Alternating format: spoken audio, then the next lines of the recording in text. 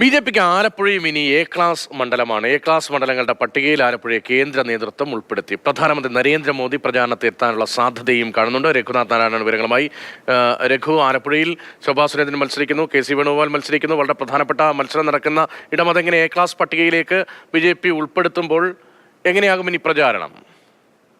കഴിഞ്ഞ പാർലമെന്റ് തെരഞ്ഞെടുപ്പിൽ അപ്രതീക്ഷിതമായി ബി.ജെ.പിക്ക് 2,00,000-നടുത്ത് വോട്ടുകൾ ലഭിച്ചിരുന്നു. 1,90,000-നടുത്ത് വോട്ടുകളാണ് ബി.ജെ.പി സ്ഥാനാർത്ഥിയായ ഡോക്ടർ കെ.എസ്. രാധാകൃഷ്ണൻ നേടിയത്. അന്ന് ശബരിമല ഉൾപ്പെടെയുള്ള വലിയ വിശ്വാസപരമായ പ്രശ്നങ്ങൾ അല്ലെങ്കിൽ അത്തരത്തിലുള്ളൊരു വേവ് ഉണ്ടാക്കാനുള്ള ഒരു തരംഗം ഉണ്ടാക്കാനുള്ള പ്രശ്നങ്ങൾ ഉണ്ടായിരുന്നത് കൊണ്ടാകാം ബി.ജെ.പിക്ക് അത്തരത്തിലുള്ള ഒരു വോട്ടുകൾ കിട്ടിയത് എന്നുള്ളതായിരുന്നു വിലയിരുത്തൽ. എന്നാൽ കഴിഞ്ഞ ദിവസം നരേന്ദ്രമോദി കഴിഞ്ഞ ആദ്യ പ്രചരണ ഘട്ടത്തിൽ എത്തിയപ്പോൾ തന്നെ ശോഭാ സുരേന്ദ്രൻ മാധ്യമങ്ങളോട് പറഞ്ഞത് ആലപ്പുഴയിൽ വലിയ ചലനമുണ്ട് എന്നുള്ളതാണ് കേന്ദ്ര നേതൃത്വം പറയുന്നത്. അതുകൊണ്ട് വലിയൊരു മത്സരം അവിടെ കാഴ്ചവെക്കണം എന്നുള്ളതാണ് കേന്ദ്ര നിർദ്ദേശമെന്ന് ശോഭാ സുരേന്ദ്രൻ മാധ്യമങ്ങളോട് പറഞ്ഞിരുന്നു.